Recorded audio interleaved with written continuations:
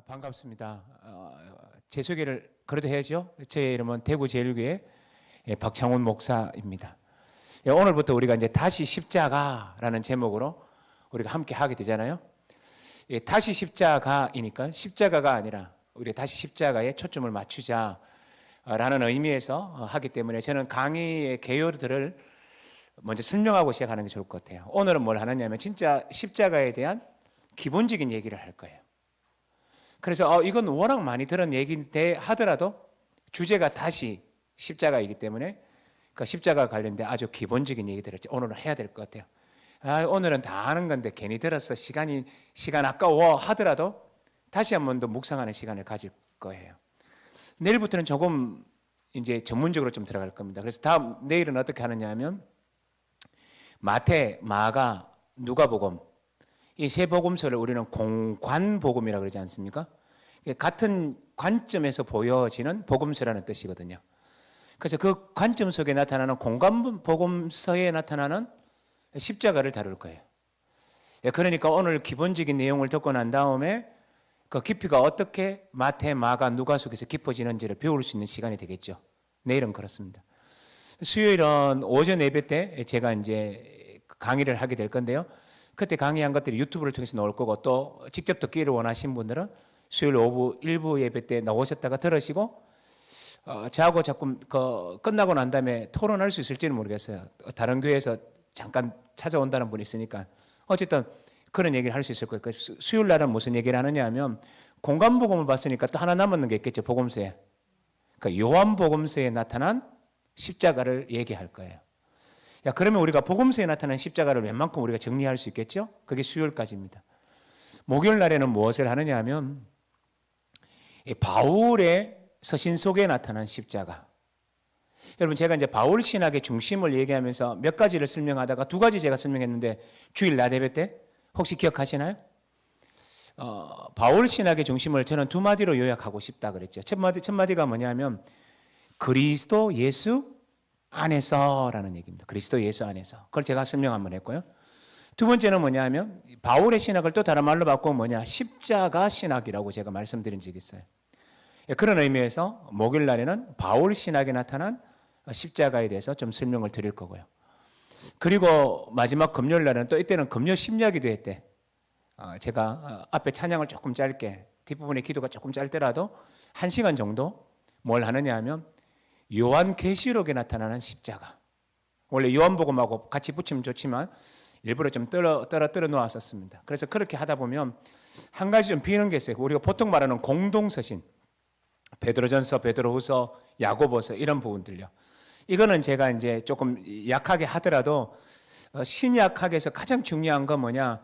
복음서 그리고 또 바울 신학 이 두 가지. 그러니까 복음서는 예수님의 신학이니까 예수 그리스도에게 오는 신학과 바울의 신학 그리고 또 한 가지 요한 신학 이 세 가지만 알면 우리가 신약 신학의 굉장히 중요한 골자를 알거든요. 십자가도 마찬가지입니다.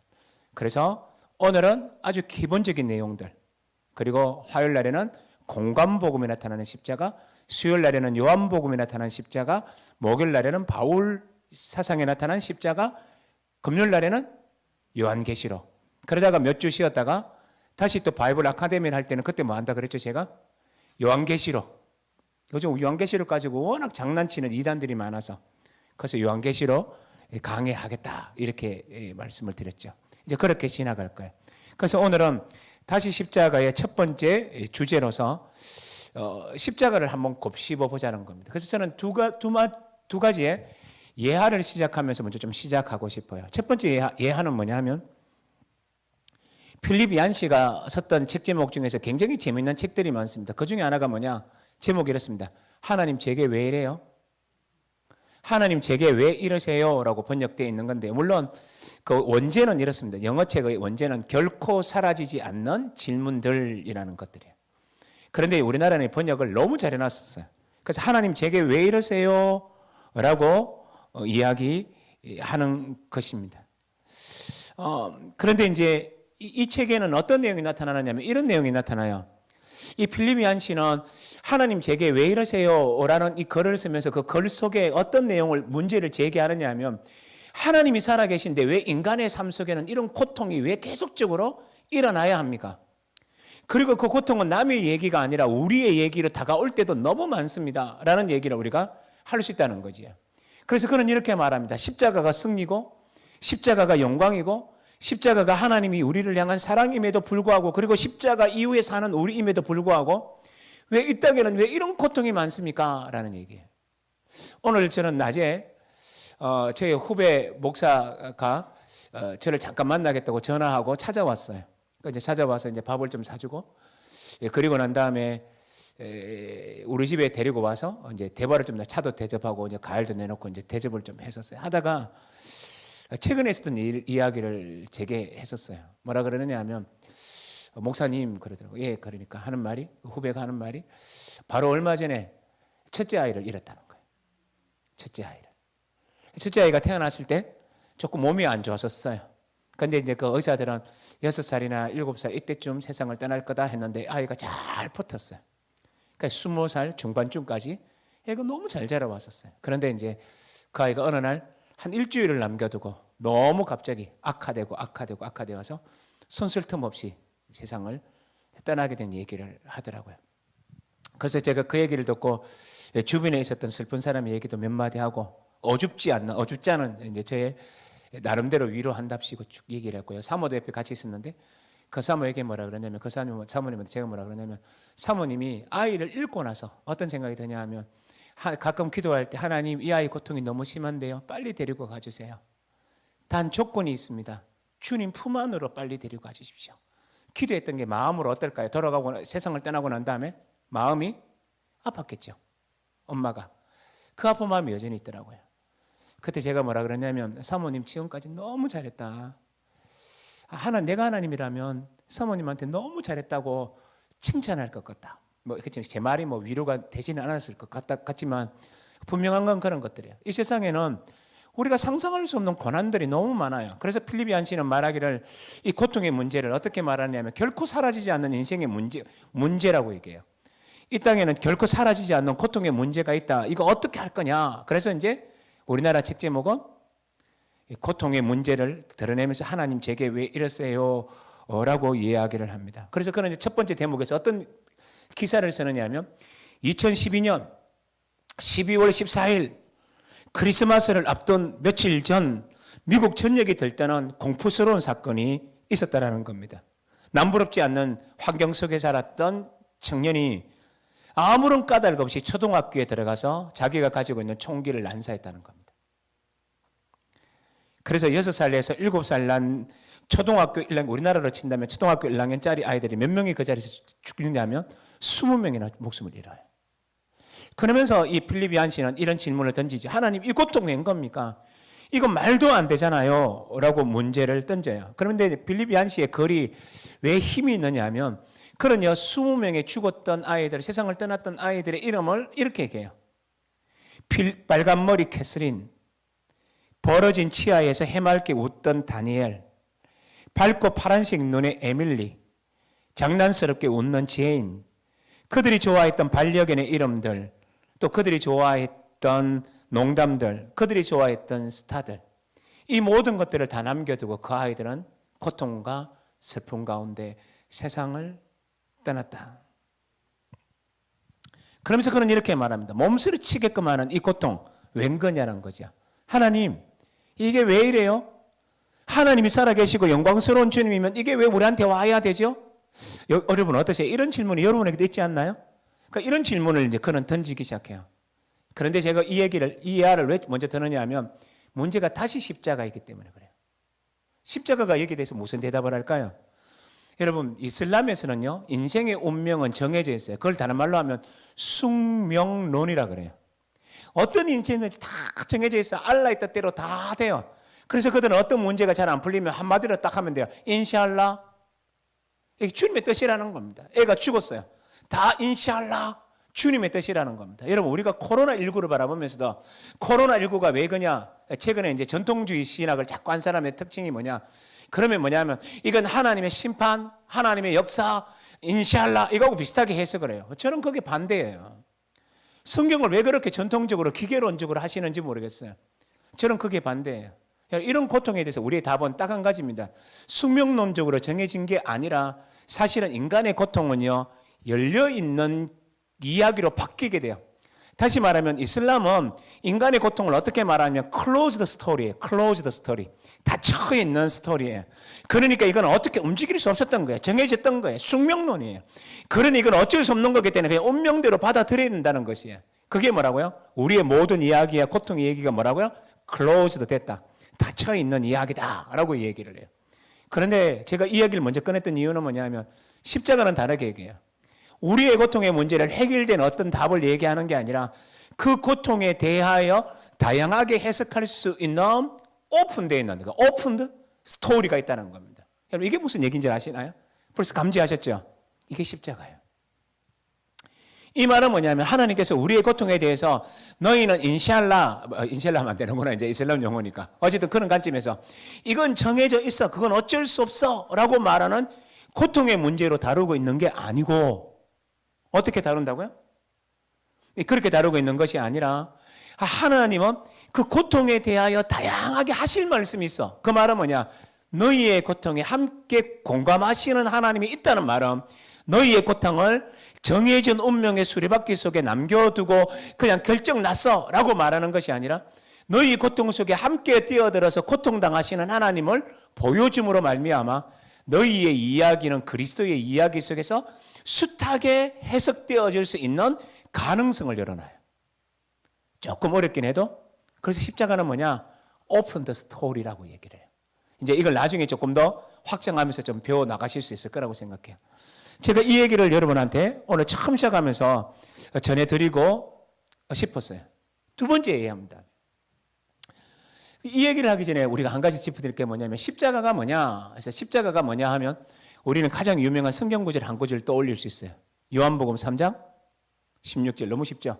하나님이 세상을 이처럼 사랑하사 독생자를, 그 다음 되게 중요해요. 즉 독생자를 주셨으니, 이 말은 뭐냐면 내어놓았다라는 뜻이에요. 하나님이 이 세상을 너무너무 사랑하셔서 당신의 독생자를 뭐 했다고요? 내어놓으셨다요. 여기서 말하는 독생자라는 개념은요, 요한복음 1장에서 뭐라 그랬냐면 모노게네스 데오스, 여기서는 이제 아들, 이제 유일하신 아들 이렇게 하고 있는데, 사실은 이 말은 요한복음 1장에서는 뭐라고 표현하느냐 하면 서두에서는 뭐라고 하냐면 모노게네스 데오스라는 말을 써요. 이 데오스라는 말은 하나님이라는 뜻이고요, 모노게네스라는 말은, 모노라는 말은 유일하다, 게네스는 뭐냐면 같은 종으로서 이 뜻이에요. 그러니까 어떤 종으로서냐 하면 모노게네스 데오스이기 때문에 하나님과 같은 똑같은 종류로서 유일하게 하나밖에 없는, 그 말은 뭘 의미할까요? 하나님 아버지가 내어놓았던 독생자가 뭐냐? 바로 삼위일체 가운데 한 분이셨던 예수 그리스도를 내어놓는 사건이라는 것이에요. 근데 이 얘기가 무슨 얘기냐면 이런 의미예요. 앞에 제가 했던 오픈 더 스토리하고 연결되는 건데, 이 땅에 고통 많은 사람들을 향하여 하나님께서 말씀하시기를 너희의 운명은 내가 다 정해놓았노라, 그러니 숙명으로 받아들여라 라고 말하는 이야기로 닫혀있는 얘기가 아니라 어떻다고요? 그 고통의 현장을 보시고 하나님이 기꺼이 내어놓으시고 주어지신 분이 있다라는 얘기예요. 그분이 누구라고요? 예수라는 분이에요. 그러니까 이 예수님은 어떤 분이냐면 우리 인간의 모든 고통의 삶의 구비구비 속에 들어오셔서 개입하시고 만지시고 위로하실 수 있는 분으로 오셨다는 말이에요. 그래서 하나님은 이렇게 말합니다. 너희의 인생이 정해졌다고 말하지 마라. 너희의 인생이 끝장났다 말하지 마라. 왜냐하면 그 고통 속으로 치료하기 위하여, 위로하기 위하여 보냄받은 자가 누구니? 예수시니 라는 관점에서 성경은 얘기하고 있다는 말이에요. 그래서 십자가는 뭐냐? 오픈더라는 얘기, 열려있는 이라는 말의 의미를 여기서 굉장히 많이 강조하고 있어요. 그래서 여러분 이 부분들을 이제 생각하면서, 그래서 하나님께서 우리 독생자 예수 그리스도를 이제 보내주셨잖아요. 그러니까 보내주셨던 그 하나님 마음이 어떤지만 한 번 더 얘기하고 저는 좀 지나갈래요. 이것도 한 예를 드는 게 좋을 것 같아요. 하나님 마음이 어땠을까? 우리들을 위하여 독생자를 보내주셨을 때 하나님이 원하고 있는 마음이 어떤 마음이었을까? 독생자를 보내셨을 때 하나님 마음이 어떤 마음이었을까? 이걸 좀 보자는 겁니다. 이걸 좀 보기 위해서 제가 한 예를 드는 게 좋을 것 같아요. 우리 주일날 예배 때 한두 번 전에 사용했던 예인데요. 시간이 지나서 아마 까먹어졌으면 좋을 뻔해. 까먹었으면 좋겠어요. 그게 새롭게 들리니까. 제가 이제 공부하던 학교가 장로의 신학대학원이잖아요. 천호대교를 지나서 강장동 쪽으로 언덕 위로 워클 쪽으로 올라가다 보면 왼편에 아주 작게 딱 써 있는 학교가 장로의 신학대학원이에요. 제가 이제 거기서 공부하다가 교수님하고 또 아는 목사님을 통해서 들었던 얘기인데요. 한 번은 제 선배입니다. 이 선배의 얘기인데 그 선배가 학교에서 수업을 하고 있는데 그 당시에는 뭐 이렇게 전화가 원활하지 않는데 어쨌든 연락이 온 겁니다. 어떤 연락이 왔느냐 하면 여보 우리 집 아기가 없어졌어. 잃어버린 것 같아. 그래서 이 남편은 말하기를 아니야. 뭐 놀이터에 있겠지. 친구 집에 있겠지. 찾아봐. 괜찮을 거야. 뭐 이렇게 얘기했는데 아니래요 사모님이. 뭐 울면서 막 가슴을 뭐 치면서 그렇게 있는 겁니다. 그래서 이제 이 전도사님이 수업 시간임에도 불구하고 교수님한테 양해도 구하고 아이를 잃어버려서 저도 가서 찾아봐야 되겠다. 그러면서 교수님 우리 여기 있는 동료들한테 좀 기도 좀 부탁하겠습니다. 그리고 교수님이 양해를 구하고 또 교수님도 빨리 가라 그러고 그 신대원 학생들이 같이 기도도 해주고 그랬었어요. 그래서 이제 이 아버지가 내려가서 엄마랑 같이 이제 떨어져서 찾기 시작하는데 첫 번째는 친구 집 전화 걸을 수 있는데 또 뭐 유아원 같은 거 그죠? 전화하고 또 잘 가는 엄마와 장 보러 가는 시장 또 교회 뭐 이런 우리가 늘 아이가 갔던 곳을 다 뒤지기 시작한 거예요. 그걸 못 찾았습니다. 그 엄마 눈이 막 뒤집이잖아요. 여러분 혹시 자녀 키우다가 잃어본 적 있나요? 저희 집은 있어요. 우리 예찬이 잊어버렸다고요. 뭐 아내가 완전 정신 나간 여자처럼 찾아다녔다고 그러더라고요. 아이들 잃어보면 그렇잖아요. 근데 그런 것처럼 아이를 잃어버렸는데 하루가 지났다는 겁니다. 그래서 할 수 없이 경찰서에 연락하고 찾으라고 했다는 거죠. 하루 찾았는데 못 찾았죠? 그 다음날 찾으러 갔어요. 못 찾았습니다. 사흘째 찾았는데 못 찾았어요.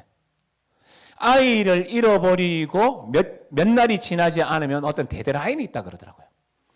그런데 3일도 지나고 4일도 지나고 5일도 지났으니까 이제는 절망이 점점점 짚어졌죠. 사모님은 거의 실성한 사람처럼 날마다 천호동, 강장동 그리고 그 주변을 샅샅이 뒤졌지만 한 적도 없이 사라진 거예요. 얘가. 그 아버지도 모든 걸 했고 그래서 이제 장로의 신학대학에 있는 모든 사람들도 전단지를 들고 막 돌리기 시작했는데도 아무도 못 찾았대요.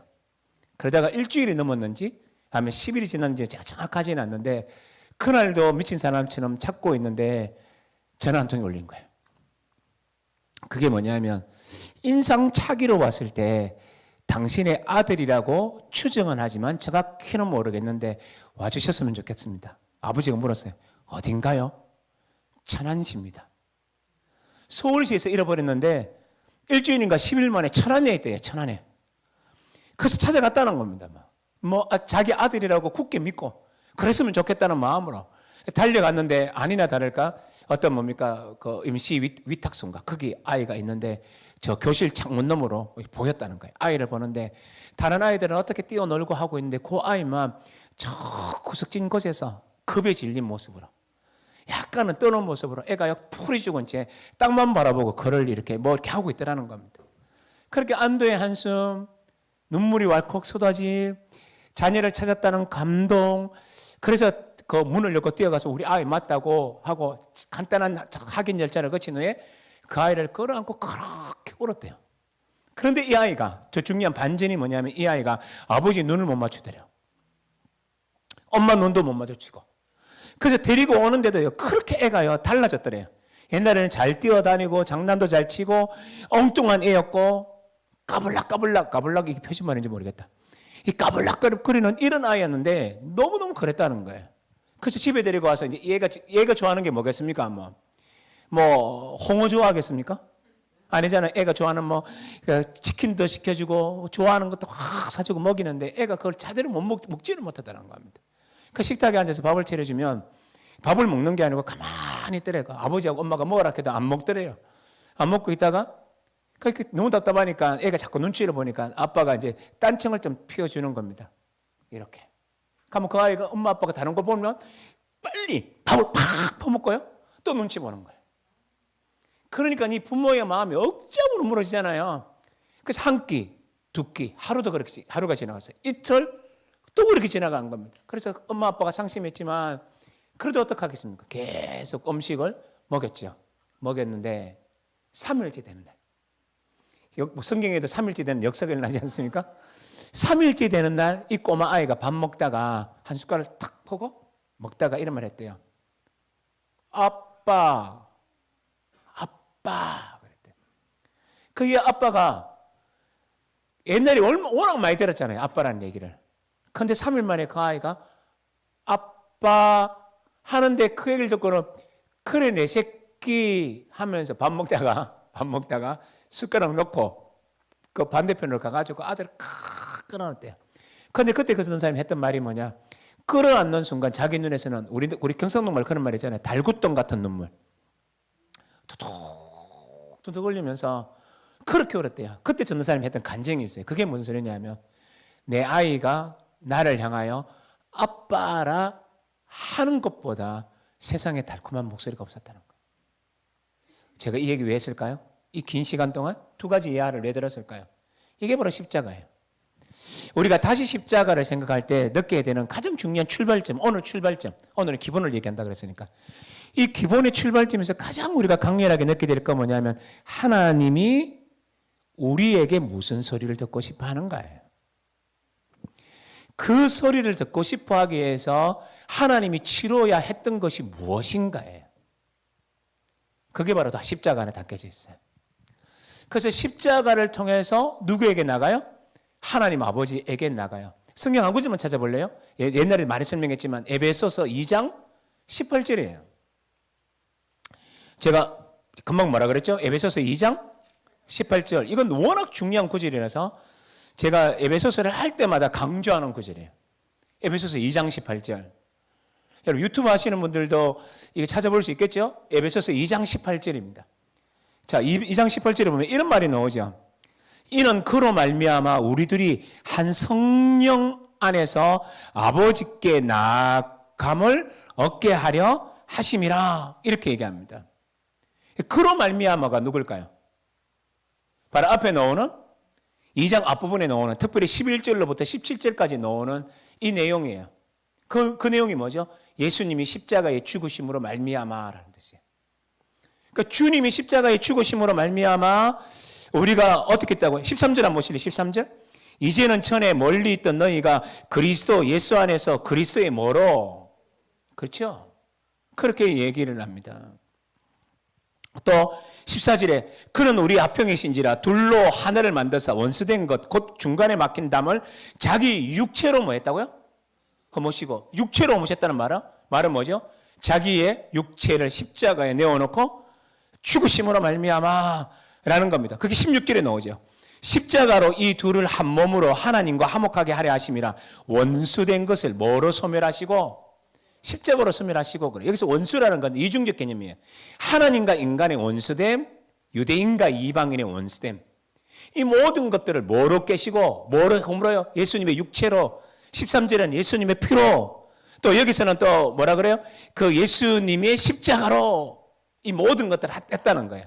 그래서 18절로 다시 건너가면 그로 말미암아라는 거, 십자가의 예수님으로 말미암아 이루어진 일이 뭐죠? 우리 둘이 특히 이방인과 유대인들이 어떻게 해요? 한 성령 안에서 어디에게 나아감을 얻게 하려 하심이라 그래요? 아버지께라고. 이 아버지가 누구냐 하면 하나님 아버지예요. 그런데 이 아버지는 단순한 아버지가 아니라 이걸 이제 헬라어 원문을 직역하면 아버지라고 번역해야 돼. 맞아요. 그러나 헬라어 원문에 나타나는 것들을 의미론적으로 해석하면요. 아버지가 아니라 왕 대신 아버지라는 뜻이에요. 헬라어의 의미상으로는. 왜 그러냐 하면 나아가다라는 말뜻이 그냥 단순하게 나가는 것이 아니라 왕을 만나기 위하여 나아가다라는 뜻이에요.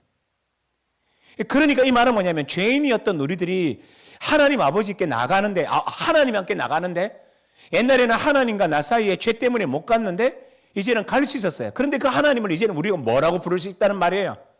아버지라 부를 수 있다는 말이에요. 이 모든 일들이 어디서 이루어져요?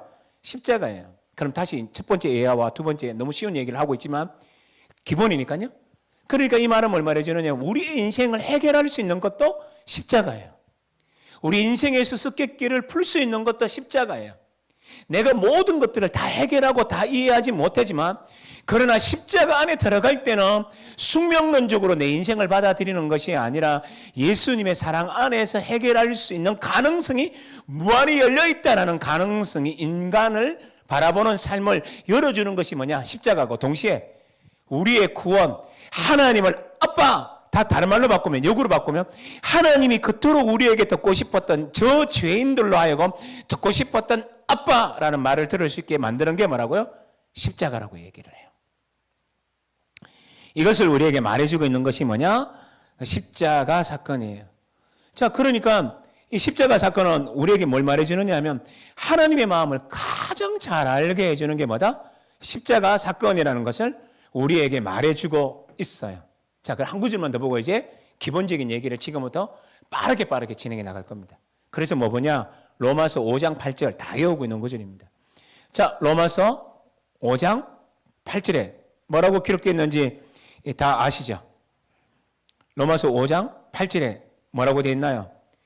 다 외울 수 있는 분 있나요? 아직 우리가 죄인 됐을 때 그리스도께서 우리를 위하여 죽으심으로 하나님께서 우리에 대한 자기의 사랑을 정말 잘 외우세요. 확정하셨느니라. 이거 제가 누누이 강조했어요. 확정하셨느니라. 이 단어가 무슨 의미냐면 전시에 놓으셨다예요. 전시에 놓으셨다. 전시에 놓았다라고 갖다 영어로 얘기하면 demonstrate예요. 그런데 여기 나오는 시제가 뭐냐면 헬라어에서는 현재형을 써요. 현재형을 쓰는 건 뭐냐면 진행되고 있는 것을 말해요. 그런데 요즘 우리가 말하는 현재 진행형으로 번역하면 돼요. 그러니까 이게 demonstrate가 아니라 demonstrating이에요. 네? 그게 demonstrating이에요. 즉 이 말은 뭐냐면 지금도 전시되어져 있는 겁니다. 그게 뭐가 전시되어져 있냐? 십자가를 보면 뭐가 전시되는 거냐 하고 봤더니만 하나님께서 우리에 대한 자기의 뭐를? 사랑을 이라고 해요. 그래서 하나님의 사랑을 발견할 수 있는 것, 하나님의 사랑을 온전히 볼 수 있는 것이 뭐다? 십자가라는 사건이에요.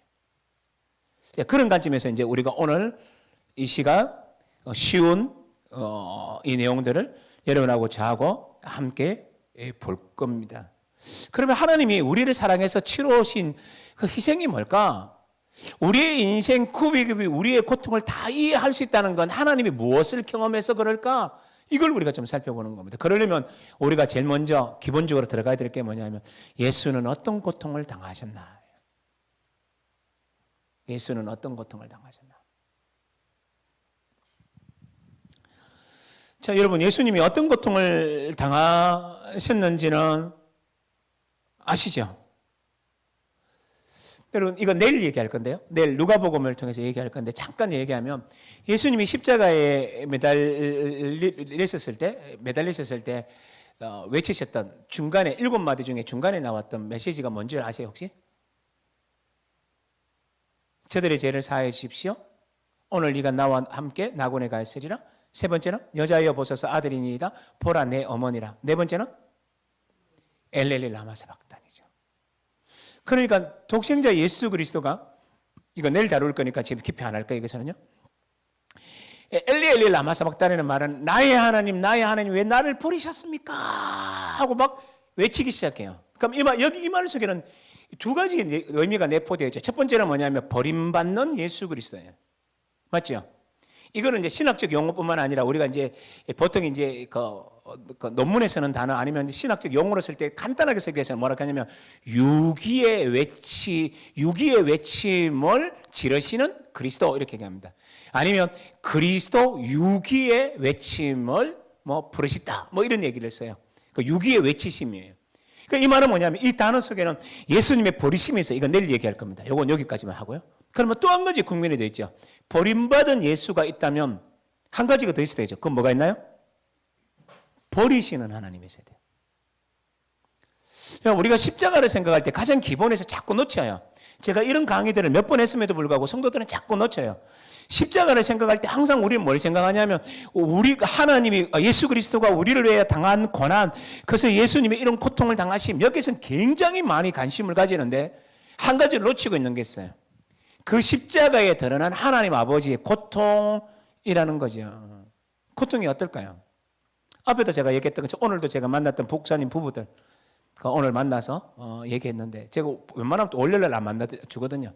근데 오늘 월요일 만났거든요.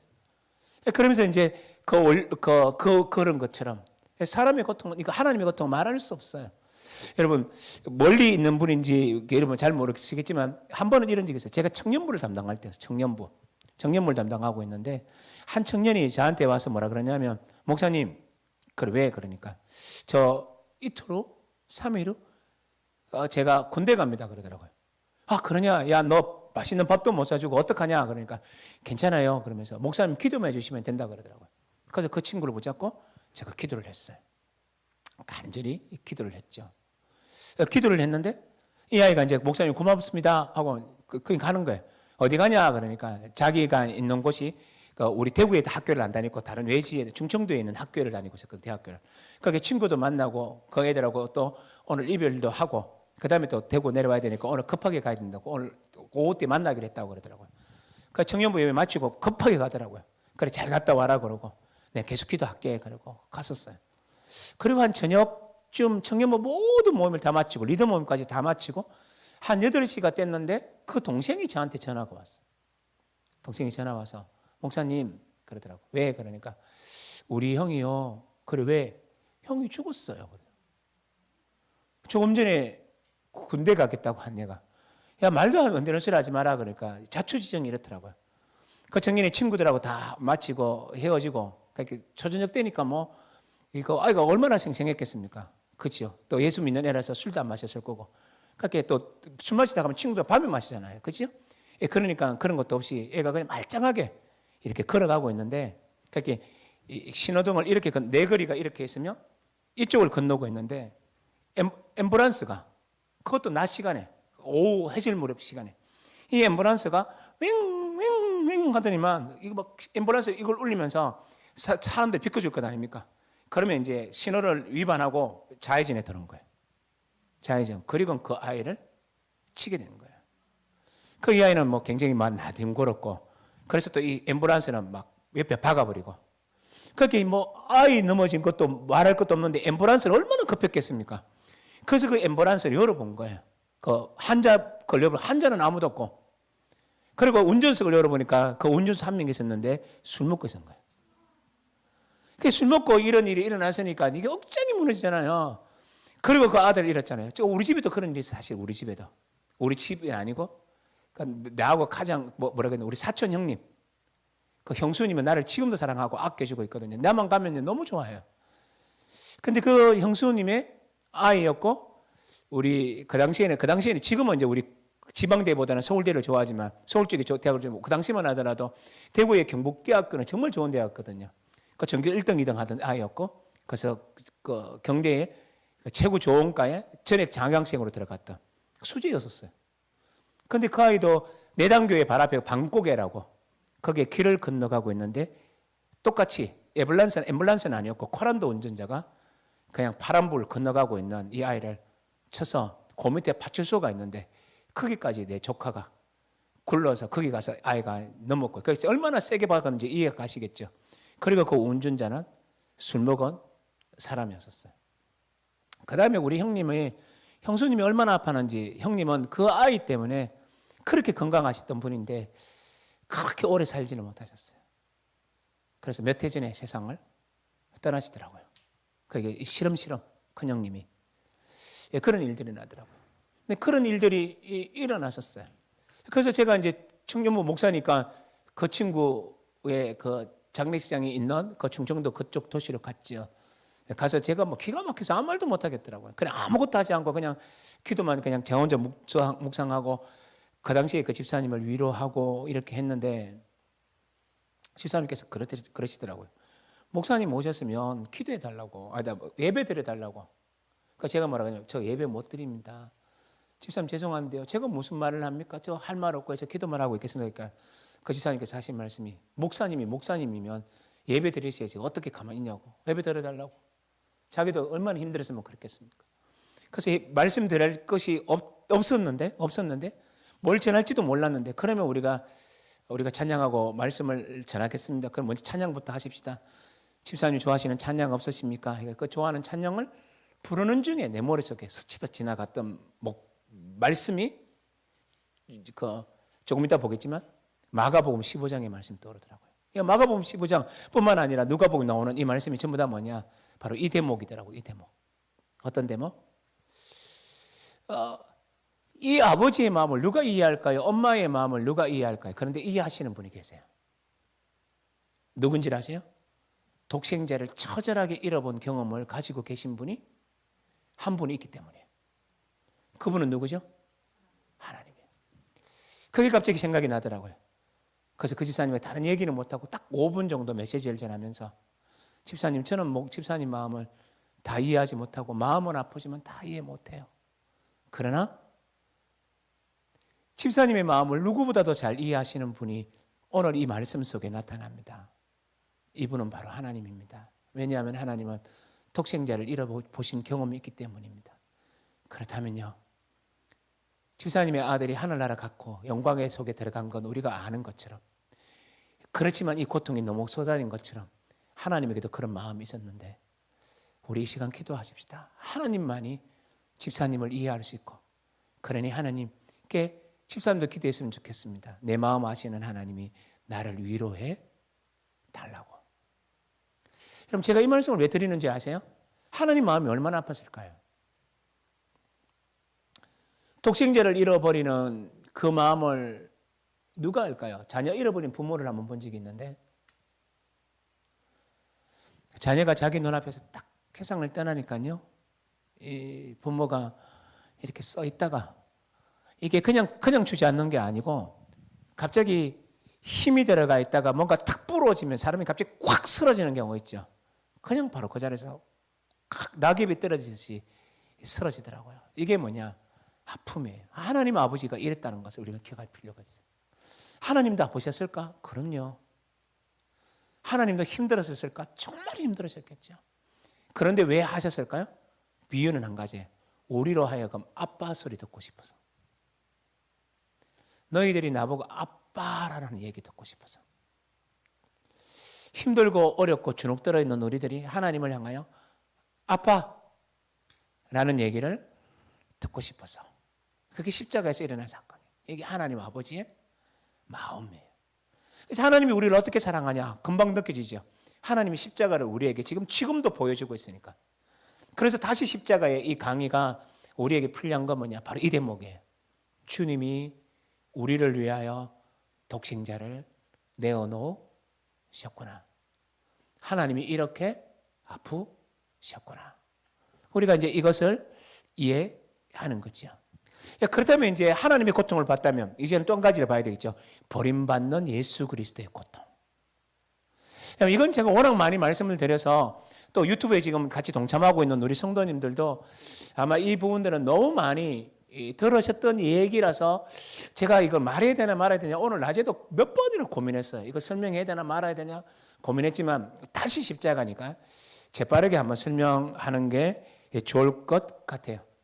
여러분, 예수님이 먼저 십자가형을 공식적으로 좀 살피면요, 공식적인 문건, 제가 어제도 예배 마치고 나서 계속 십자가 책만 계속 읽었거든요. 옛날 읽어쳤던 또 꺼내고 계속 읽었거든요.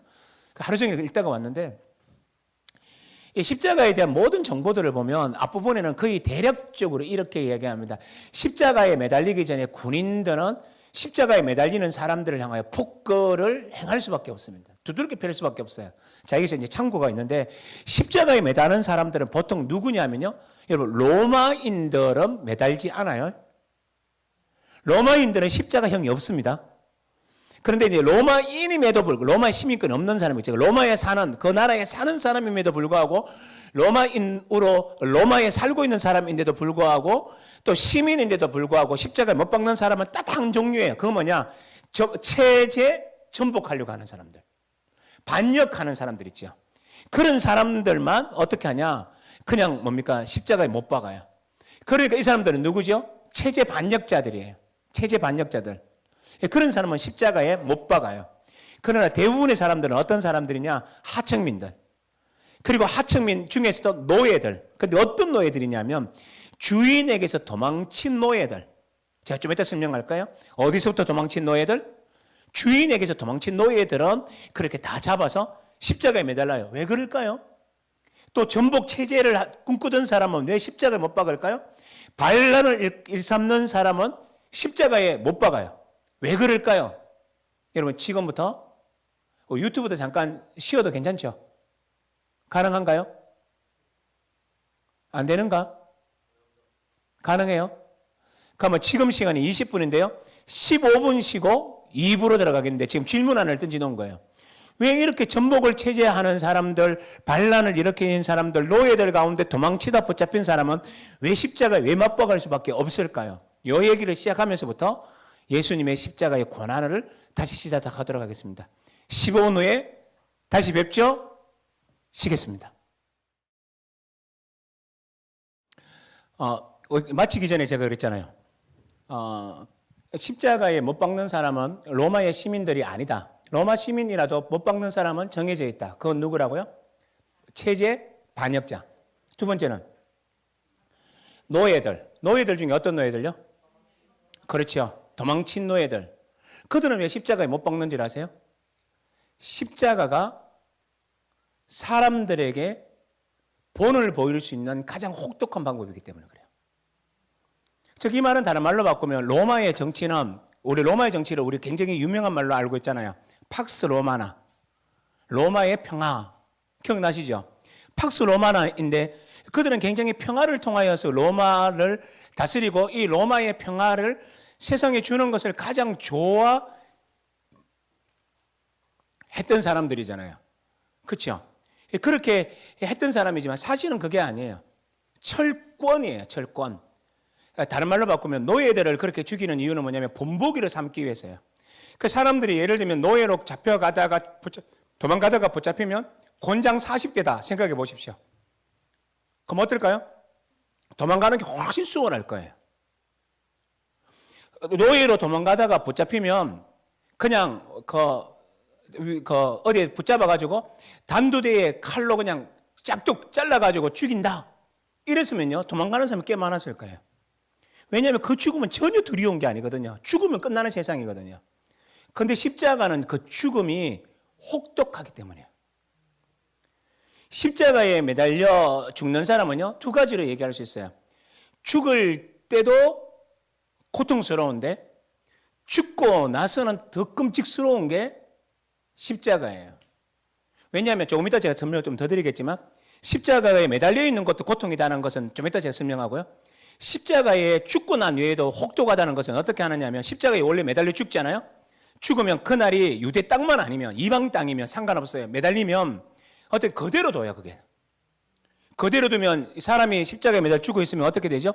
새들이 날아와서 다 쪼아 먹어요. 눈 파먹고요. 살 파먹고요. 그냥 매달린 채 죽어요. 그런데 이 녀석을 좀 더 욕보이고 싶다 그러면 십자가에서 일단 내려요. 내려가 어떻게 하냐? 그 굶주린 그 개들이 지나가고 짐승들이 지나가는 그 길바닥에다가 그 시신을 그냥 던져놔요.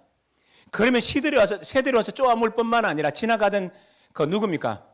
짐승들이 와서 다 뜯어먹어요. 이게 십자가형이에요.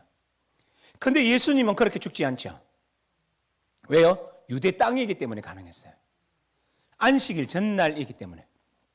그래서 예수님이 못 박혀서 죽은 게 금요일이잖아요. 맞죠? 그럼 안식일은 토요일이잖아요.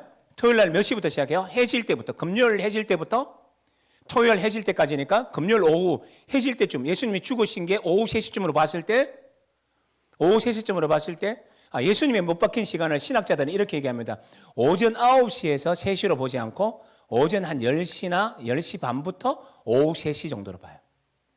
어쨌든 오후 3시부터 해질 무렵까지는 이제 한 5시간밖에 안 남았고 어떻게 보면 서너 시간밖에 남지 않았죠. 그러니까 유대 땅에서는 십자가를 안식일이 오기 전에 매달면 안 되거든요. 그래서 예수님은 짐승의 밥이 안 된 거예요. 그렇게 내려온 거지요. 자, 그런데 이제 중요한 게 뭐냐면 이제 이게 뭐냐면 십자가는 어떤 거라고 그래요? 체제를 전복하려는 사람에게 혹독한 본보기를 보여주는 겁니다. 십자가에 매달리면 어떻게 끔찍하게 죽을 뿐만 아니라 십자가에 매달린 것도 고통스러운데 죽음 이후에도 뭐예요? 더럽게 이로 말할 수 없는 이 모욕과 수치가 끔찍한 것이 뭐라고요? 십자가이기 때문에 그래요. 그래서 이 사람들은 감히 생각을 못해요. 이 배반할 생각, 도망갈 생각. 정말 도망간다고 할 때 뭘 각오하고 가야 돼요? 혹독한 죽음을 계산하고 가야 돼요. 그러니까 웬만해서는 안 돼요. 그러면 이 말이 뭘 말하는지를 좀 더 잘 이해하려면 백부장의 고백을 보시면 돼요. 여러분 마가복음에 보면 15장에 보면 우리 이거는 찾을 수 있을 것 같아요. 마가복음 15장에 보면 어떤 내용이 나오느냐 하면 마가복음 15장 워낙 많이 아는 거라서 제가 더 설명하기는 못한데 15장 38절, 39절 보시면 돼요. 37절부터 보면 좋겠는데 마가복음 15장 37절, 38절, 39절을 보시면 돼요. 여기서 뭐라고 얘기하느냐 하면 예수께서 큰 소리를 지르시고 숨지시니라. 예수님의 십자가의 모든 사역을 다 하신 거예요. 이것도 내일 얘기할 수 있으니까 내일 얘기할 거고요. 큰 소리를 지르시고 숨지셨어요. 이에 성소 위장이 위로부터 아래까지 찢어져 둘이 되었어요. 이것도 오늘 오후에 시간 할 수 있어 좀 뒷 시간에 설명할 수 있으면 설명하고 설명 못하면 다른 날에 좀 설명을 드릴 거고요. 그 다음에 세 번째 이게 중요해요. 같이 읽으면 돼요. 이 39절 시작. 예수를 향하여 섰던 백부장이 그렇게 숨지심을 보고 이르되 이 사람은 진실로 하나님의 아들이었도다 하더라 라고 얘기합니다. 이 백부장이 원래 누구였죠? 십자가형을 다 관할하는 사람이었었어요. 예수님 옷도 막 벗기고 예수님을 십자가에 못 박을 때 깔깔깔거리고 예수님 머리에다가 가시 밀려간 씌우면서 좋아했던 그 사람이 백부장이에요. 그 사람의 진두 지휘 아래 이 모든 만행이 저질러진 거예요. 그러면 이 백부장은 십자가가 시작되기 전까지는 어떤 사람이었나요? 예수님을 십자가에 못 박는 걸 당연히 생각했던 사람이에요. 그런데 십자가의 모든 형벌들을 처음부터 끝까지 지켜봤던 이 사람이 마지막 부분에서 뭐라 그러냐면 이 사람이야말로 진실로 참된, 진실로라는 말에 참된 뭐라고요? 하나님의 아들이다 라고요. 여러분 이거는 내가 워낙 많이 설명했죠. 하나님의 아들이라고 고백해야 하는 건 이 백부장이 당신은 하나님의 아들입니다 라고 고백해야 할 대상은 가이사라 그랬죠. 로마 황제라 그랬죠. 로마 황제가 뭐냐? 그 당대에는 어떻게 했냐면 로마 황제는 뭐냐? 단순하게 왕이 아니었다고요. 우리나라 정조, 영조 이런 게 아니에요. 로마 시대 때 황제는 뭐냐면 이렇게 얘기했습니다. 신의 현현이다. 신이 사람의 모습을 가지고 이 땅에 나온 게 누구냐? 그게 바로 로마의 황제라고 얘기했다고요. 그래서 로마 황제를 향하여 모든 사람들이 어떻게 고백하냐? 당신은 하나님의 아들이십니다. 이렇게 고백했어요. 그러니까 가이사 외에는 로마의 황제, 왕 외에는 누구에게도 이런 고백을 못했는데 누가 얘기한다고요? 이 백부장이 그 녹을 먹고 있는 이 사람이 당신은 왕이라고 얘기해요. 이 개념이 언제 이렇게 바뀌었냐는 거, 언제 이런 게 바뀌었냐. 그게 십자가에서 드러나게 됐어요. 여러분 이 백부장은요 예수님에 대한 소문들을 충분히 들었어요. 왜냐하면 예수님의 소문은 온 땅을 뒤집고 있었으니까. 그렇죠? 그걸 듣고 있었어요. 가난한 자를 일으키고 눈먼 자를 살리고 힘들고 병들고 문둥병에 빠져 있고 맞죠? 죽은 자를 살리고 이 땅에 가난한 자들의 친구라는 걸 다 알고 있었어요. 누가요? 이 사람 알고 있었어요. 그렇지만 이 사람이 누구라고 제명이 붙었느냐 하면 소위 유대인의 왕이에요. 유대인의 왕이라는 말은 반란군이라는 말이에요. 반란군은 어떻게 되냐면 죽여버려야 돼요. 왜냐하면 이 반란군이라는 말의 의미 속에는 무슨 의미가 있었느냐 하면 예수님 당대에는 여러 가지의 종파들이 있었는데 그 종파 가운데 유명한 종파가 하나 있어요. 그게 뭐냐? 무장 혁명을 일으키기를 꿈꾸는 종파들이 있어요. 그 종파를 뭐라 그러냐? 열심당원이라 그래요. 그러니까 심지어 어떤 사람은 어떻게 말하냐면 가룟 유다도 열심당원이었다라고 봐요. 그러니까 열심당원은 어디 샀느냐면 자기의 옷술 넓은 여기는 뭐라 그럽니까? 여기에다가 소매 안에다가 단검, 짧은 칼을 늘 숨겨놓고 있다가 사람들을 만나면 예를 들면 군인이요, 로마 군인이요, 안녕하십니까 하고 인사하고 난 다음에 그 사람들이 방심하면 칼을 꺼내어서 상대방의 목을 따고 그래야만 빨리 죽으니까 그렇게 하면서 죽였던 사람이 누구냐? 열심당원이에요. 그런데 예수님이 자칭 유대인의 왕이라는 말은 반란군의 수괴라는 의미예요. 그러면 누구의 수괴라고 알게 될까요? 열심당원. 열심당원이 했던 일들이 뭐예요? 누구를 죽였다고요? 로마 군인들 목 따서 죽였다고요. 그러니까 이 백부장은 이 사람을 어떻게 생각하느냐 하면 가난한 자들의 친구라는 얘기도 들었지만 동시에 이 제명을 보면서 뭘 생각하냐면 알고 봤더니 이 녀석은 내가 이 녀석 해도 되나? 어쨌든 그 군인이 그런 말 했으니까 이 예수는 어떤 사람이라고요? 가난한 자들의 친구인 줄 알았는데 알고 봤더니 뭐더라? 우리의 목을 따로 다니는 이 아주 나쁜 놈 중에서 개수 중에 개수라는 거예요. 그러니까 십자가는 너무너무 당연하겠죠. 말뜻이 했죠. 그래서 못 박아 죽인 겁니다. 그런데 문제가 생긴 겁니다. 언제 생기느냐? 두 강도가 옆에 떡 있다가 한 명이 말하기를 두 명이 처음에는 막 저주하잖아요. 이건 아시죠? 십자가에 매달린 사람들마다 저주를 하는데 누구를 제일 많이 저주할까요? 아시나요? 어머니, 다 기억하고 있네? 엄마예요, 엄마. 왜? 날 낳았으니까. 당신이 나를 안 낳았으면 내가 십자가에 매달릴 일도 없죠. 이런 건 성경에도 많이 나타나죠. 욥이 고통 속에 있을 때 제일 먼저 했던 얘기가 뭐예요? 내가 태어나지 말았더라면, 내가 어머니 뱃속에 배지 않았더라면, 내가 어머니의 뱃속에서 나올 때 사람들이 아들이요! 라는 그 목소리가 나지 않았더라면, 이 말은 뭐예요? 날 낳지 않았더라면, 이런 뜻이거든요. 그러니까 심지어는 거기에 매달린 사람들 중에 마지막 유언이 뭐냐라고 물었을 때, 심지어 어떻게 말하냐면, 엄마를 보기를 원하면, 또 얘기 또 자꾸 놀락한다. 하여튼 그런 얘기들이 여기 많이 내포돼서 엄마를 만나기를 원해요. 자료들을 보면 끔찍한 얘기들이 많아요. 그러니까, 이 사람들마다 막 저주하게 됐어요. 십자가에 매달린 사람들이 십자가에 매달리면 움직일 수 있나요? 없나요? 없어요. 할 수 있는 건 딱 하나예요. 내가 이거 좀 당겨서 이거 그릴 수 있는가? 예. 자, 제가 이렇게 당겨서 그냥 이렇게 쓸게요. 이렇게 해도 괜찮죠? 상관없죠? 일어나도 되나요? 좋아요. 일어나서 해볼게요. 제가 무슨 얘기 하려고 그랬죠, 금방? 십자가는 어떻게 되냐면, 십자가가 이렇게 되어 있으면 사람을 이렇게 해서 이렇게 못 박아요. 딱 펴서 가요. 이렇게 살짝 굽혀서. 그럼 여기다가 두 다리 하나, 다리 둘을 이렇게 채식해서 정강이뼈 요 안으로 찔러 넣어요. 이렇게 찔러 넣어요. 꽉 찌르죠. 손은 어떻게 되냐면 한 개, 두 개, 세 개, 네 개, 다섯 개. 여기 있으면 여기 안에 우리 여러분 만져보면 이렇게 힘줄이 두 개로 지나가요. 여기 두 개. 이렇게 지나가요. 대부분의 영화에서는 여기 찌르잖아요. 바닥에 찌르잖아요. 뼈 구조상 이렇게 돼 있어서 여기 찔르면 뼈 사이로 이게 빠져나가 버려요.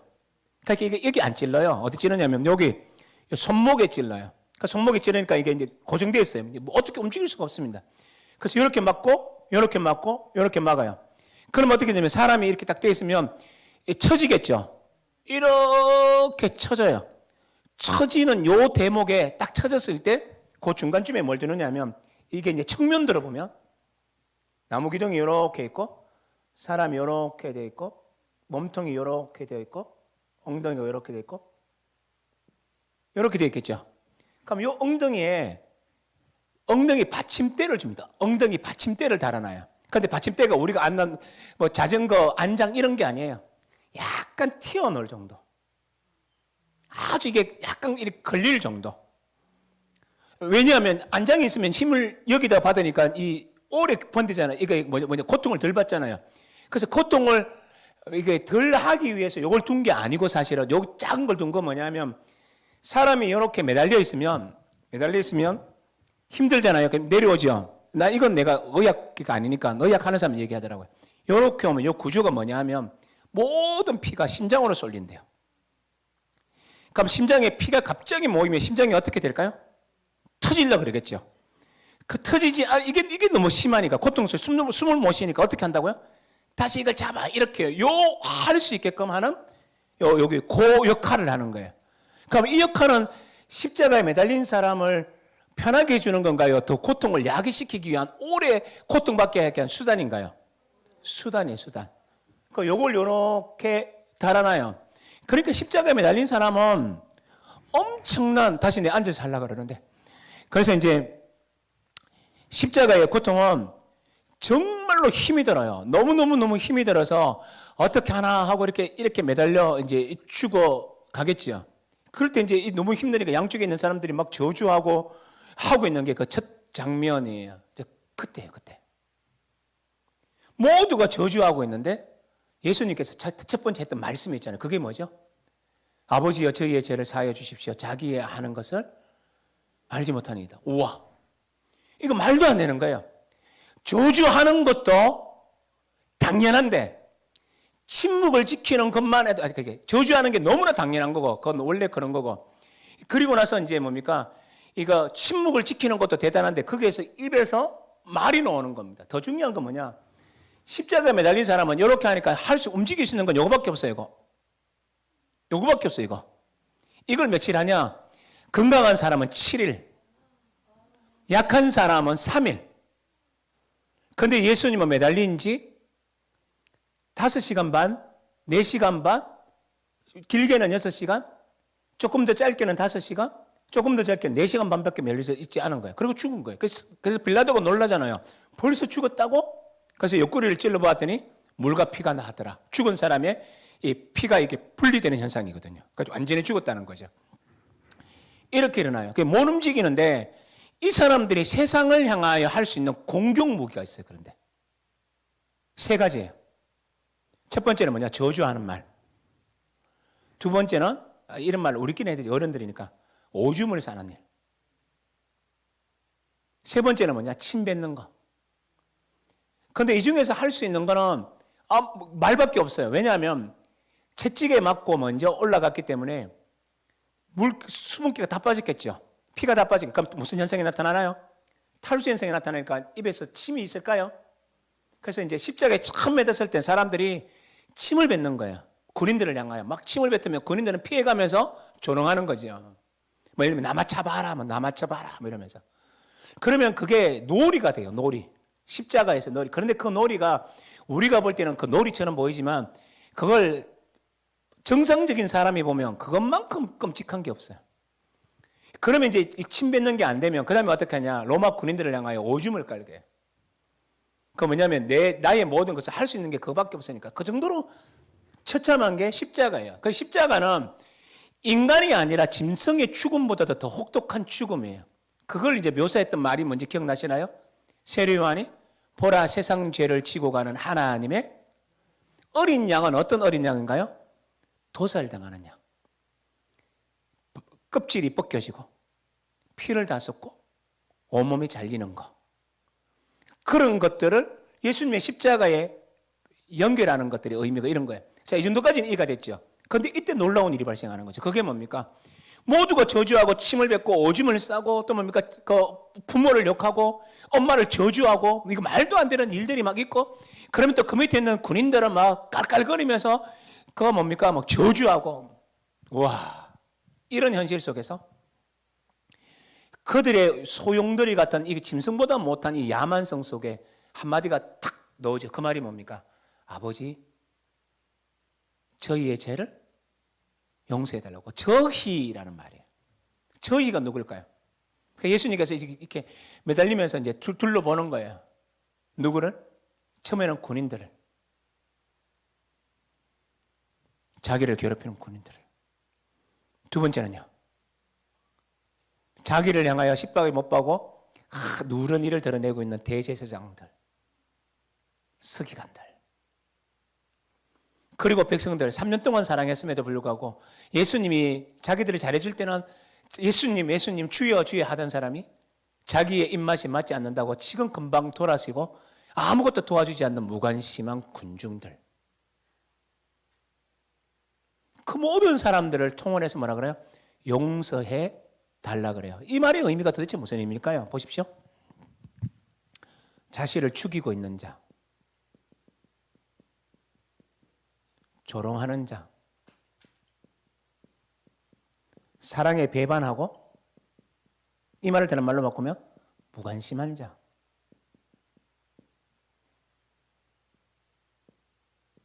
이 모든 계획들을 짜고 누런 일을, 난 이 말을 꼭 사용하고 싶더라고. 이 대목에서 누런 일을 드러내고 웃는 자. 이들을 플러스 하나 더 한다면 배반하고 도망친 제자들. 이들을 향해서 뭐라 그런다고요? 아버지여 저들의 죄를 사하여 주십시오. 원래 이런 자는 누군데요? 아까 했던 말 다시 돌아가야 돼요. 누군데요? 로마는 말하기를 팍스 로마나라고 말하는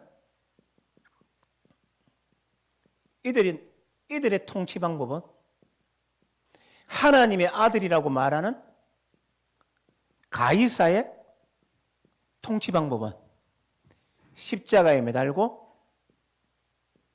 죽이는 건데, 이 십자가에 매달려 있는 저분은 죽이고 조롱하고 배반하고 충성을 명시하기는 그냥 무관심하고 계획을 짜서 죽이고 있는 자들, 자기의 제자들마저 완전히 배반하고 도망간 자들, 이들을 용서하는 거예요.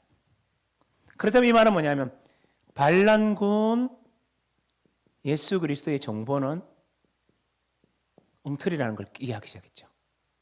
뭐가 맞았다고요? 가난한 자들의 친구였구나. 어느 게 옳은 정보였어요? 요즘 우리 뉴스에 나오면 팩트 체크 하잖아. 이 팩트 체크는 틀렸구나. 어느 팩트 체크가 맞다고요? 이분이구나. 그렇다면 이분에게서 나왔던 모든 얘기들이 이제는 주마등처럼 지나가요. 그리스도, 메시아, 똑같은 말이에요. 이분이셨구나. 신적인 용서예요. 이건 신적인 용서, 인간적인 용서가 아니라 신적인 용서죠. 거기에서 그것들이 나타나요. 그러면서 이분이 하셨던 말이 뭐냐면 오늘 네가 낙원에 가 있으리라. 이런 것들을 통해서 백부장은 알게 돼요. 아, 나의 통치 방식과 예수의 통치 방식은 이렇게 다르구나. 그래서 이제 그의 인식이 바뀌는 거지요. 그랬을 때 이런 인식의 배우에 뭐가 있느냐 하면, 이런 인식의 배우에 뭐가 있느냐 하면 다시 처음으로 원초적인 게 다시 돌아와야 돼요. 이게 그냥 바로 쓸까요? 이 십자가라는 이것들의 원초적 고통이에요. 이런 고통에서 이런 말이 나온다는 건 상상할 수 없는 거예요. 이건 신적인 얘기라는 거예요. 신적인 얘기. 여러분 소크라테스의 그 죽음은 알잖아요. 아테네의 젊은 청년들을 타락시킨다는 걸 하게 한다는 제목 속에서 그 소크라테스는 독국물을 마셔 죽어야 했잖아요. 그때 제자들이 했던 거 다 알잖아요. 우리 소크라테스의 변명은 워낙 우리가 많이 아니까 이제는. 그러니까 소크라테스의 제자들이 찾아와서 뭡니까? 도망갈 수 있는 길을 다 열었다고요. 근데 그건 어떻게 죽어요? 당당하게 죽죠. 그러나 그의 죽음과 이 죽음은 달라요. 그러니까 이게 뭐냐면 십자가의 굉장히 참혹성이라는 것을 우리는 기억해 내셔야 돼요. 다시 이제 그러면 이제 여러분하고 진짜 이제 해보려고 하는 거. 원초적 고통에 있어서 조금만 우리 생각해봐요. 우리 조금만 더 하고 오늘은 워밍업이고 또 다시 십자가니까 이 정도에서 좀 맞춰도 될 것 같은데요. 조금만 더 하고 우리 유튜브 우리 성도님들 아직 20분 남았습니다. 일찍 안 간다니까 20분에 마칠까요? 그러니까 이런 원초적 고통이 어떤 것인지를 이제 지금부터 이제 저한테 워낙 많이 들었던 걸 반복 한번 해보십시다. 여러분 원래 십자가에 이런 고통 속에 들어가기 위해서 제일 먼저 했던 게 뭐였죠? 채찍으로 때리는 거예요. 정보에 의하면, 제가 본 자료들에 의하면 채찍을 먼저 한번 때립니다. 그래서 어떻게 하냐? 내관거에 대한 울분들을 다 터뜨려요. 그래서 심지어는 채찍에 맞아서 십자가에 죽기 전에 십자가에 매달리기 전에 죽는 사람도 생겼어요. 그러니까 채찍이 굉장히 흉폭합니다. 그래서 이제 로마 군인들은 죽지 않을 만큼 팹니다. 가장 크게 당할 정도로. 그러나 이 채찍이라는 거 우리가 잘 아는 것처럼 채찍은 보통 9갈래 나 있다는 거 제가 논에 설명했고, 그죠? 9갈래. 이 9갈래 난 채찍들마다 한 갈래, 두 갈래 이렇게 쭉 있으면 이 채찍들 가닥마다 중간중간에 뭐가 있냐? 후크의 형태를 둔 낚싯바늘이 이름 맞나? 요걸 후크라고 그러잖아요. 후크. 탁 깔아내는 거. 이런 후크 형태의 쇳덩이들을 여기다가 많이 박아놔요. 9갈래. 그래서 그걸로 예수님을 때리는 거죠. 때리면 어떻게 되나요? 그렇죠. 살이 파이죠. 처음에는 옷이 좀 찢어지겠죠. 두 번째는 때리면 살갗이 이게 때릴 때 이렇게 안 때리잖아요. 때릴 때, 채찍 때릴 때 이렇게 하지 않잖아요. 어떻게 해요? 원심력을 가지고 때린다고. 때리면 제가 본 정보에 어떤 정보는 요렇게 돼 있었고 더 많은 정보들은 좀 짧은 거로 돼 있지만 조금 긴 것도 있었다고요. 남들보다. 그럼 어떻게 되면 이 긴 거라면 이게 탁 때리면 통건을 연결해서 9갈래 나잖아요. 통건이 몸을 딱 때리는 순간 나머지 9개는 뭘 어떻게 돼요? 원심력에 의해서 휙 돌아간다고요. 그래서 온몸에 이게 타닥타닥 박힌다고요. 그걸 잡아당기면 박혀있는 살갗들이 뚝뚝 떨어져요. 처음에는 옷이 떨어져요. 그런데 더 놀라운 건 뭐냐면 마이클 그릴이라는 이 신약 학자는요. 어제도 그걸 다시 한번 확인했거든요. 혹시 잘못 이해하고 있는가 싶어서 그 책을 다시 봤는데 뭐라고 되어 있느냐 하면 채찍을 2번 맞았을 거로 추론한다는 거예요. 한 번은 유대인, 한 번은 빌라도 법정. 그렇게 또 제가 봤을 땐 빌라도 법정에서 2번 해석해도 별 상관없을 정도로 그런 여유가 나타나는데 어쨌든 마이클 그린은 어쨌든 중요한 건 2번 맞았다고 얘기를 해요. 그럼 이 말은 뭐냐면 한 번 맞고 2번을 맞은 거예요. 그러니까 온몸은 살갗이 뜯어져 나가요. 여러분 어떤 데는 살갗이 뜯어 나가면 그냥 힘줄이 보이지만 어떤 데는 뜯어져 나가는 순간 뼈들이 노출돼요. 그러니까 물론 이제 하얀 피들이 솟아나면서 빨간 피가 솟아나면서 덮여지긴 하지만요. 그래서 그의 실신이에요. 이게 뭔지 아세요? 승만찬 사건이에요. 우리가 승천식 할 때 우리가 그냥 작은 떡을 먹잖아요. 한 번은 이제 목동에서 교회 이름까지 안 할게요. 목동에서 어떻게 했냐면 떡은 조금 더 크게 썰고 포도주에는 진짜 포도주로 컵은 집에서 가지고 오기. 그 자기가 가지고 온 컵을 다 가지고 오는 거예요. 그 청년들은 20대 청년들은요 어떤 컵 갖고 온 줄 아세요? 머그컵 가지고 왔어요. 성찬식 때. 그 자기는 포도주를 뭐 1년 안 마시는 경건한 청년일수록 머그컵을 가지고 왔대요. 평생 못 마셔보는데 승만성세를 좀 마셔보려고. 그런데 그 교회는 유독 그렇게 했는데도 술 취하는 사람이 없었대요. 그 다행이죠. 그 성찬식이 사실 그런 의미는 사실은 또 아니에요. 성찬식이 보여주고 있는 것은 딱 한 가지예요. 십자가의 채찍, 두 번째는 십자가의 형상이에요. 그러니까 십자가를 극화시킨 것, 드라마틱하게 바꾼 것이 뭐라고요? 성찬식이에요. 그 제가 누누이 말씀했죠. 예수님이 떡을 뗄 때 떡을 찢으면서 말하기를 떡을 떼다가 아니고 떡을 찢어라는 말이에요. 그래서 이 말은 뭐냐면 이건 내가 너희를 위하여 찢는 내 몸, 내 육체의 몸이 찢어진다는 의미예요.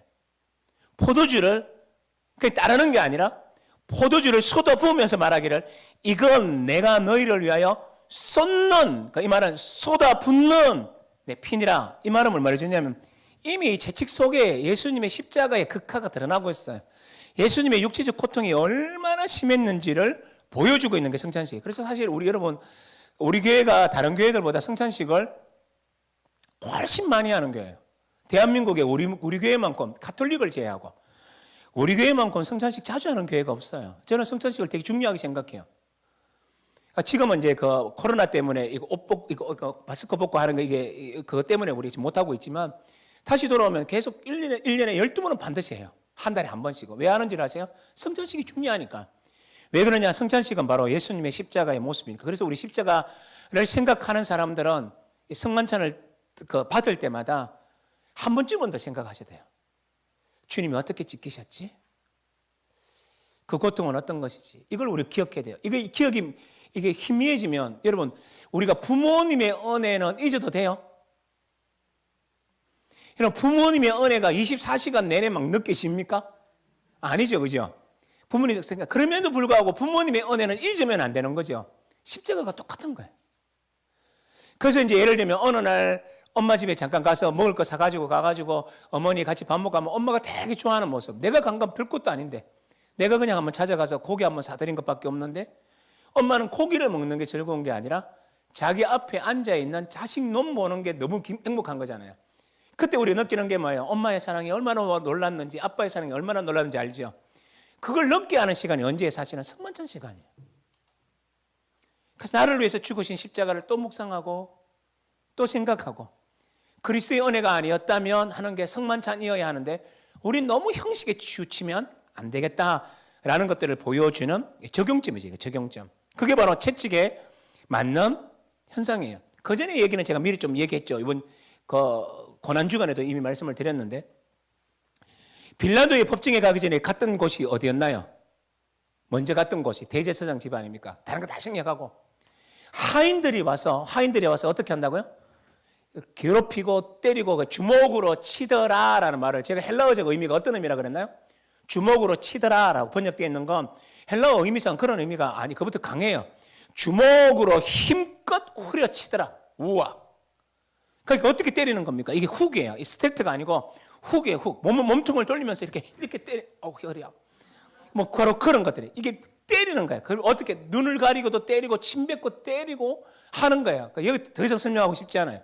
두 가지만 설명하고 싶어요. 그 때렸다는 말의 의미는, 여러분 안 맞아봤죠? 여러분 한 번도 안 맞아봤죠? 저는 전투경찰 있을 때 맞아봤거든요. 고참한테.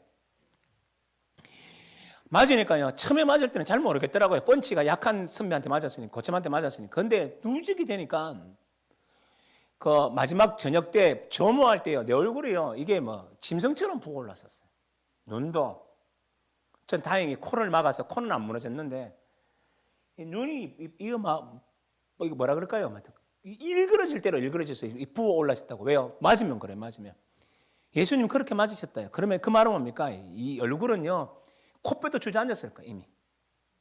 코뼈가 주저앉으니까 어떻게 됩니까? 숨을 코로 쉴 수 있나요? 못 쉬어요. 그럼 뭐로 쉬어야 돼요?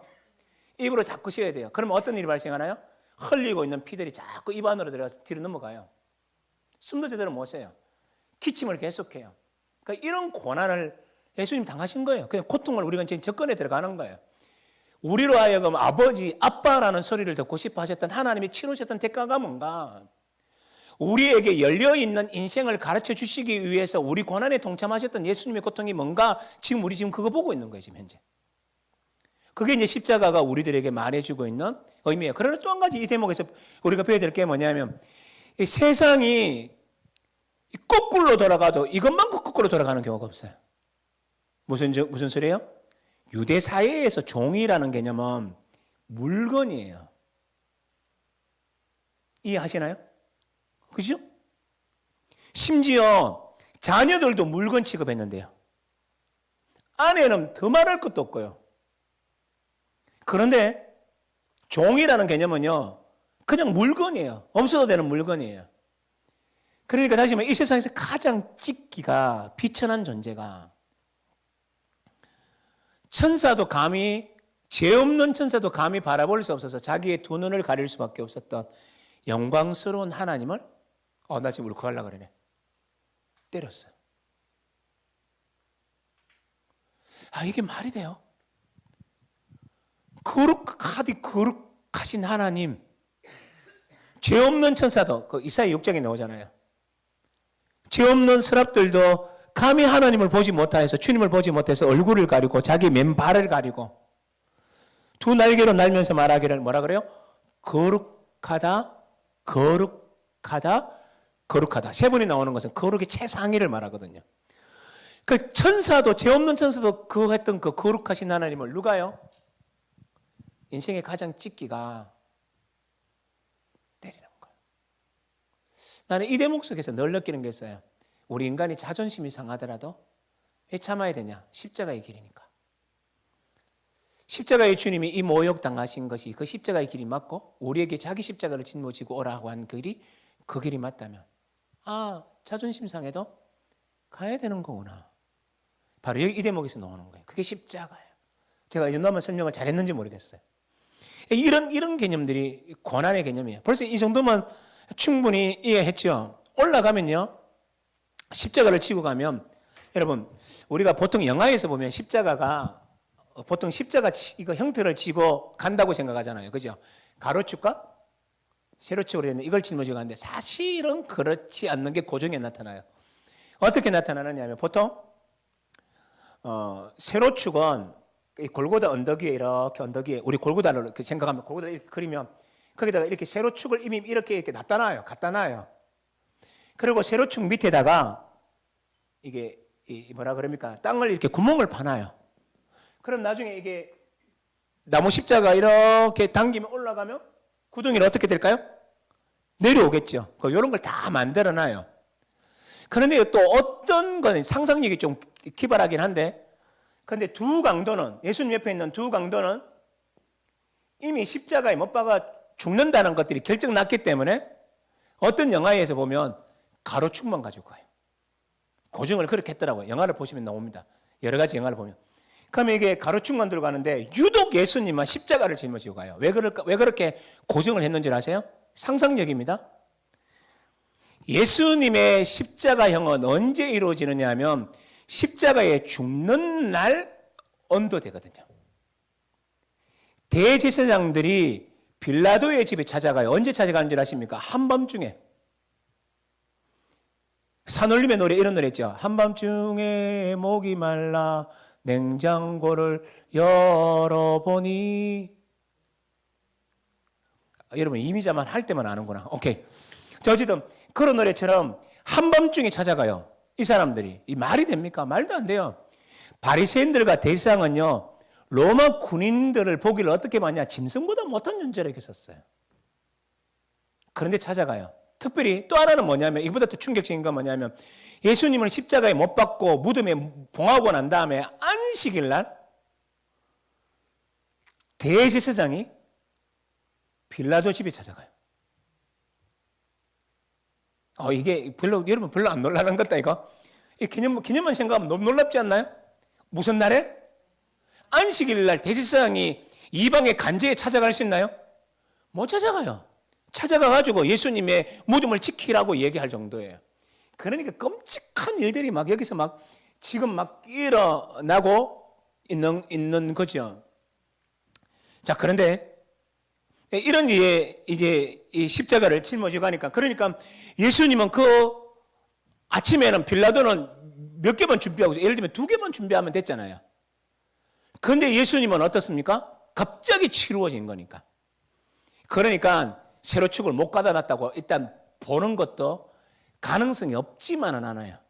그러나 나중에 사실은 이 세로와 가로축은 끌어놓어 먹는 게 아니고 홈과 홈을 파서 이렇게 탁 집어넣는 거기 때문에 사실은 그 가능성도 조금은 떨어지긴 하지만 어쨌든 그런 개연성을 어떤 영화는 열어놓기도 해요. 그럼 이 말은 뭘 말해주냐면 주님의 빌라도 판결은 굉장히 불법적이었었어요.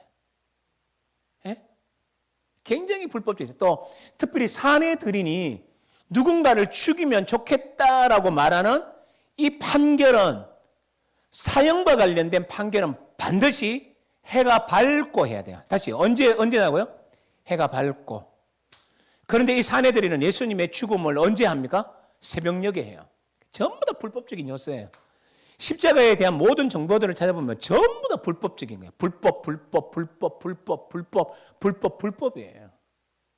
그게 나타나는 게 뭐냐? 성경이 말해주고 있는 것들이에요. 그 정도 제가 설명하면 될 것 같아요. 어쨌든 그래서 가로세로를 갖고 가는 게 아니라 가로축을 가져가는데, 이것도 사람의 몸을 다 지탱하고, 건강한 사람은 며칠 매달린다고요? 7일. 약한 사람은 3일. 그러니까 오랫동안 매달려 있고 이게 부러지지 않으려면 어떤 나무 해야 되는지 이해하나요? 든든한 나무, 튼튼한 나무, 굵고 무거운 나무. 그래서 이 사람들은 그런 나무를, 그러니까 채찍에 맞았죠. 예수님은 2번 맞았죠. 대제사장 집에 가서 린치를 당했죠. 고통당했죠. 그래, 숨도 제대로 못 쉬었다 그랬죠. 코 물어지면 그 피는 계속 흘리죠. 폐로 계속 넘어가고 있죠. 그러면서 이 십자가를 짊어지고 갈 수 있었을까요? 그래서 넘어지니까 대신 누구를 세운 거죠? 구레네 시몬이라서 세운 거예요. 왜? 예수님은 십자가 지러 갈 때 이미 죽으면 안 되니까 생명을 유지시켜야 돼요. 그래서 십자가를 못 박아야 돼요. 그러니까 그 무거운 건 예수님만 구레네 시몬을 대신 지고 간 거예요. 그러나 예수님 이미 죽었었던 거나 마찬가지예요. 그래서 이제 올라간 게 십자가의 고통이라는 것만 우리가 이해하시면 돼요. 아까 얘기했던 것처럼 십자가를 어디 박는다 그랬죠? 손목. 여러분 여기 만지면 이렇게 딱 느껴지죠? 한 4cm 정도 내려가면 이렇게 딱 들어가는 데 있을 거예요. 여기. 한 4cm?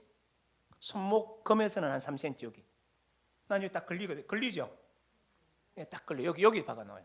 그러니까 여기 뭐냐? 힘줄, 신경 모든 게 지나가는 것이기 때문에 찌르는 순간 이게 말할 것도 없어요. 우리 성금요일 날 예수님의 십자가에 못 박혔을 때, 박을 때 음량이 나오는 거 들으셨나요?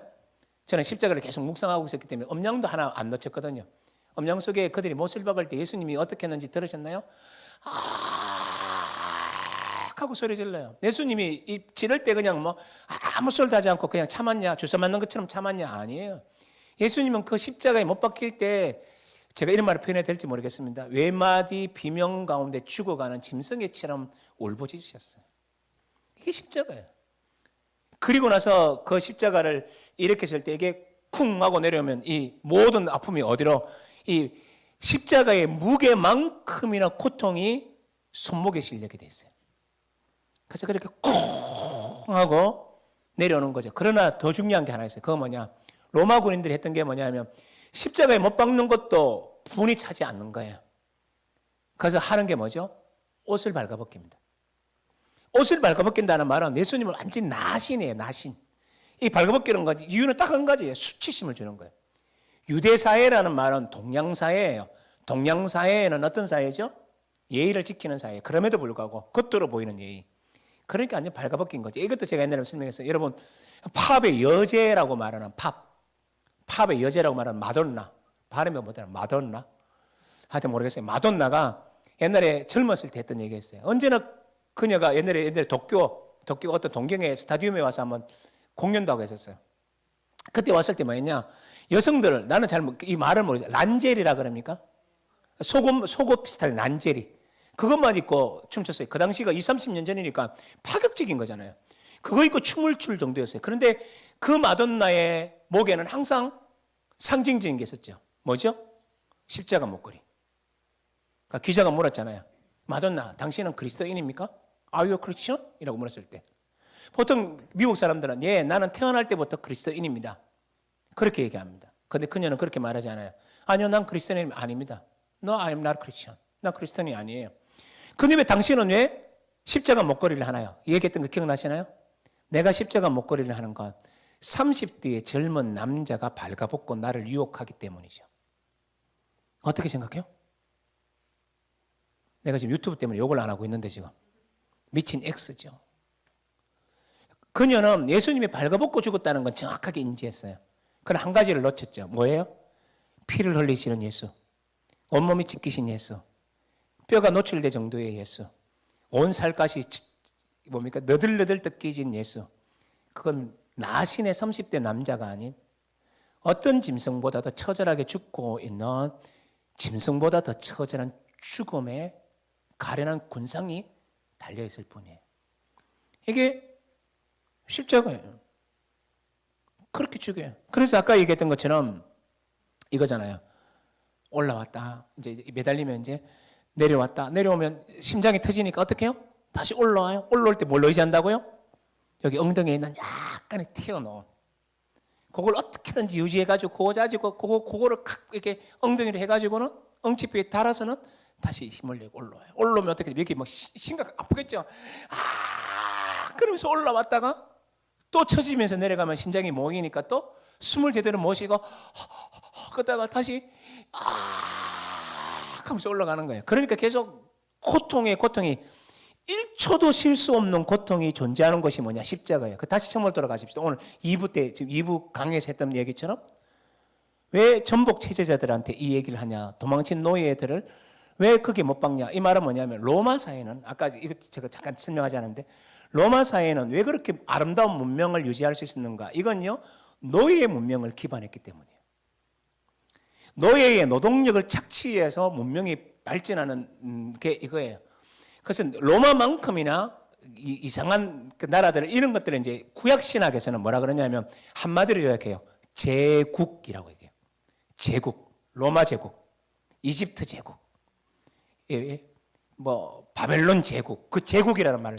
제국이라는 건 전부 다 뭐냐면 값싼 노동력을 가지고 그들에게서 제가 이 말을 꼭 설키를 원해요. 우리 강의니까 피고름을 짜 마시고 자기들이 취하고 노예들을 죽게 만드는 문명이 뭐냐? 제국 문화예요. 그 로마가 거기에 기반했다는 거예요. 그러니까 아까 백부장도 말하기를 이 백부장이 아까 말했던 것처럼 가인사의 통치는 사람들은 뭡니까? 짜내어서 가고 있는 나라인데 십자가는 어떤 십자가라고요? 짜내는 십자가가 아니라 자기의 것을 내어놓고 자기를 가장 짐승보다 못한 죽음에 이끌고 있는 그들을 사랑하는 게 뭐냐? 십자가라는 거죠. 그래서 우리는 십자가를 볼 때 하나님 사랑을 알아요. 그러니까 처음으로 돌아와요. 오늘 1부 때 처음에 했던 첫 번째 강의 처음으로 돌아와요. 우리의 고통에 왜 십자가는 오픈되어 있는가? 왜 오픈되어 있는 스토리가 되는가?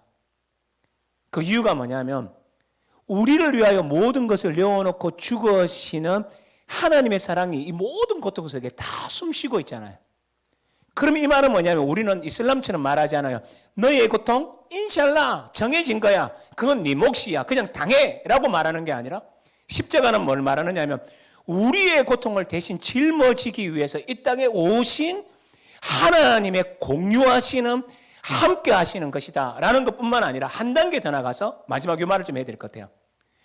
주께서 채찍에 맞음으로 말미암아 우리가 어떻게 됐다?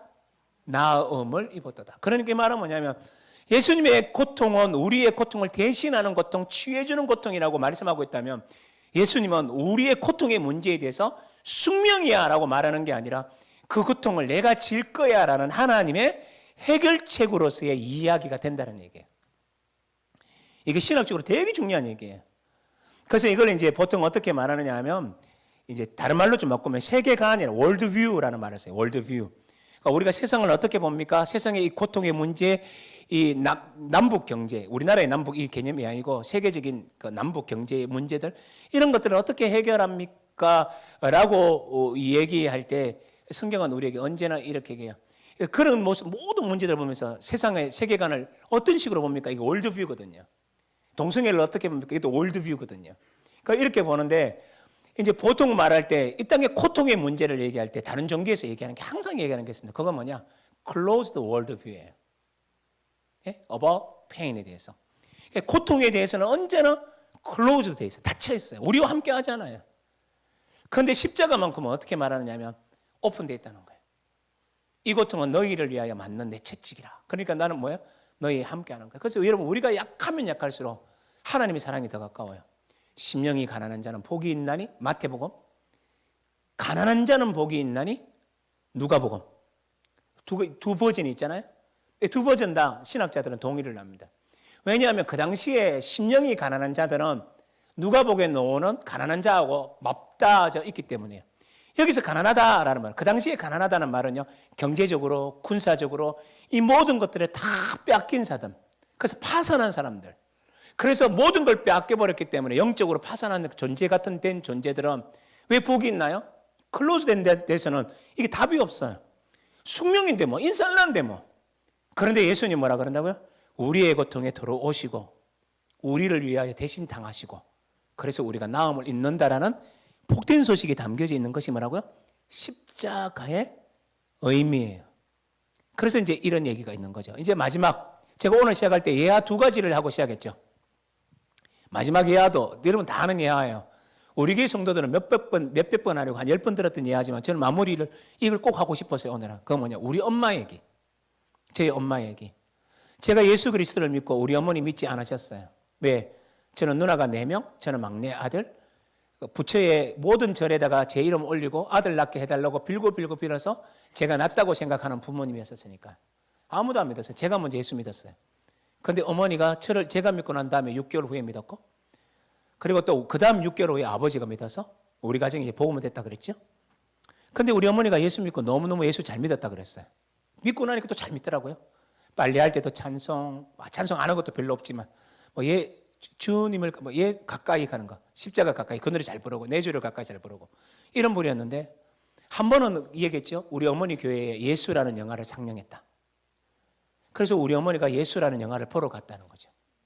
나는 우리 어머니하고 다른 교회 다녔어요. 예쁜 여학생 보러. 저는 우리 엄마하고 다른 교회 다녔고요.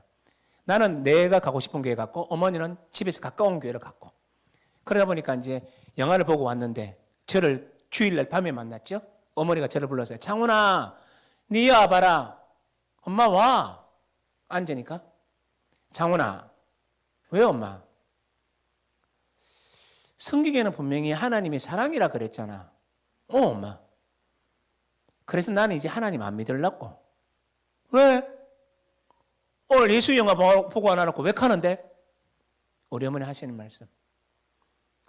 어떻게 하나님이 사람 이렇게 놓고 지 아들을 그렇게 십자가에 모질게 죽일 수 있노? 지 아들을 그렇게 모질게 죽이기는 하나님은 나는 안 믿을란다. 와, 엄마는 해석을 그렇게 하더라고요. 그러니까 자기 아들을 십자가에 죽이는 하나님이 무슨 하나님이라는 거죠. 아마 나를 대입시켰을지도 모르겠죠. 그러고는 어머니는요, 힘이 빠지고 일주일을 제대로 살지도 못했었어요. 근데 또 일주일 있다가 또 교회는 또 나가더라고요. 그리고 교회를 갔다 오곤 그 다음날, 그날 주일날 또 밤에 또 저를 부르더라고요. 장훈아, 왜 엄마? 여와 봐라. 오늘은 또 왜? 하고 집에 가니까 우리 어머니 하시는 말씀. 나 다시 또 하나님 믿는다. 제가 또 물었어요. 왜? 그때 했던 말 기억나신 분 있죠? 우리 어머니 했던 말 그때 눈물을 툭툭 흘리더라고요. 말하기 전에 눈물부터 먼저 툭툭툭툭 굵은 눈물들이 멈출 수 없이 나오는 눈물 있잖아요. 툭툭툭 흘리면서 했던 말. 장훈아, 내 이제 알았다. 예수님이 그렇게 모질게 죽은 게 다 내 죄 때문이잖아 하고 막 엉엉 울더라고요. 나는 그 우리 어머니가 했던 얘기가 지금 그대로 지금 그 묘사할 수 있는 이유가 그게 내 머릿속에 지금 박혀있기 때문에, 내 마음속에 박혀있기 때문에. 십자가는 그렇게 만나야 돼요. 다시 십자가. 제가 오늘 했던 얘기들 중에서 어떤 부분들은 조금 더 깊이, 어떤 부분은 아주 간단하게 좀 설명하면서 지나가는, 오늘 우리가 다시 십자가를 쉽게 설명했던 구절이긴 한데요. 이렇게 했던 것들의 핵심은 이거예요. 그게 내게 돼야 돼요. 십자가의 죽으심이 누구를 위한 건가? 나 박창훈을 위한 거. 십자가를 예수님이 그렇게 모질게 죽었던 이유가 뭔가? 누구 거라고요? 여러분 각자의 것이 돼야 돼요. 이걸 우리가 마음속에 간직할 수 있다면 오늘 강의도 저는 좋은 강의가 됐을 거라고 생각해요. 내일은 다시 예고를 드리면요. 내일은 공간 속에 나타나는 예수의 십자가를 제가 강의하게 될 거예요. 그러니까 내일 또 우리 7시 반부터 우리 같이 모여서 찬양도 같이 하고 40분부터 강의를 하면 또 강의를 두 번에 나누어서 또 여러분하고 또 할 거예요. 내일은 공간복음 속에 십자가는 어떻게 드러날까? 오늘 좀 남겨놓았던 깊은 얘기들을 내일 조금 더 얘기할 거예요. 시간상의 모자람 때문에 다는 설명하지 못하지만 핵심적인 몇 가지 구절들을 가지고 분명히 좀 설명드릴 것 같아요. 자, 유튜브에서 만났던 우리 성도 여러분, 우리 또 내일 뵙겠습니다. 샬롬, 고맙습니다. 여러분 수고하셨습니다.